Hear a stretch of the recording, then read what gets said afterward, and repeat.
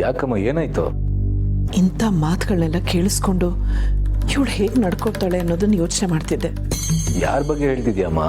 ನಿಧಿ ಬಗ್ಗೆ. ಅವಳು ಬಂದಾಗ್ಲಿಂದ ಅಳ್ತಾ ಕೂತಿದ್ದಾಳೆ. ಏನು, ನಿಧಿ ಬಂದಿದ್ದಾಳ?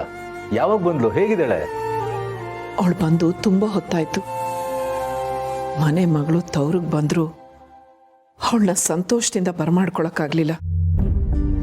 ಅವಳ ಮುಖದಲ್ಲೂ ಸಂತೋಷ ಇಲ್ಲ.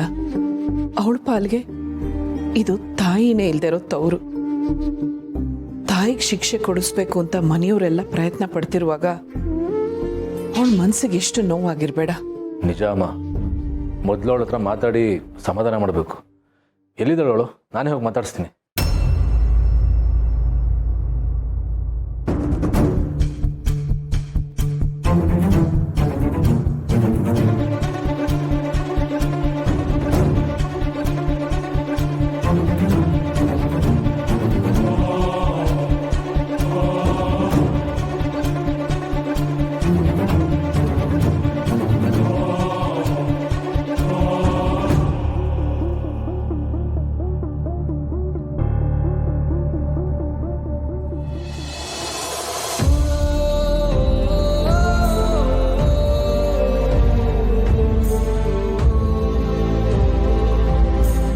ಯಾಕೆ ಕಳ್ತಿದ್ದೇನಿದೆ?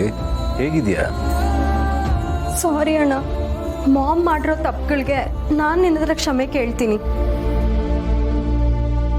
ಅವಳು ಮಾಡಿರೋ ಅನ್ಯಾಯಗಳಿಗೆ ಪ್ರಾಯಶ್ಚಿತ್ತ ಆಗಬೇಕು ಅಂದರೆ ಅವಳಿಗೆ ಶಿಕ್ಷೆ ಆಗಲೇಬೇಕು.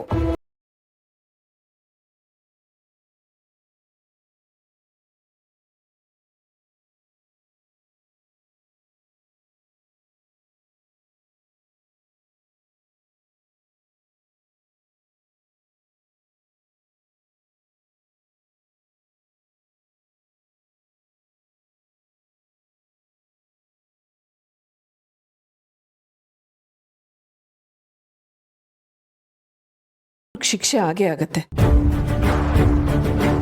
ಕಾನೂನಾಗ್ಲಿ ನಾವಾಗ್ಲಿ ಶಿಕ್ಷೆ ಕೊಡದೇ ಇದ್ರು ಭಗವಂತ ಅನ್ನೋನೊಬ್ಬ ಇರ್ತಾನಲ್ಲ, ಅವನ್ ತಕ್ಕ ಶಾಸ್ತಿ ಮಾಡೇ ಮಾಡ್ತಾನೆ. ನೀನೀಗ ಧೈರ್ಯವಾಗಿರ್ಬೇಕು. ಏನೇ ಬಂದ್ರೂ ಸ್ವೀಕರಿಸೋ ಗಟ್ಟಿ ಮನಸ್ಸು ನಿಂದಾಗಬೇಕು. ಹೌದು ನಿಧಿ, ನೀನೀಗಾಗಲೇ ಜೀವನದಲ್ಲಿ ತುಂಬ ಅನುಭವಿಸಿದ್ಯಾ, ನೊಂದಿದ್ಯಾ. ಆದರೆ ಇದೆಲ್ಲದ್ರ ಹಿಂದೆ ನಿಮ್ಮ ತಾಯಿ ಇದ್ರು ಅನ್ನೋದೇ ವಿಪರ್ಯಾಸ. ನೀನೀಗ ತುಂಬ ಸ್ಟ್ರಾಂಗ್ ಆಗಿರಬೇಕು. ಇದೆಲ್ಲದನ್ನು ಧೈರ್ಯದಿಂದ ರಿಸೀವ್ ಮಾಡಬೇಕು.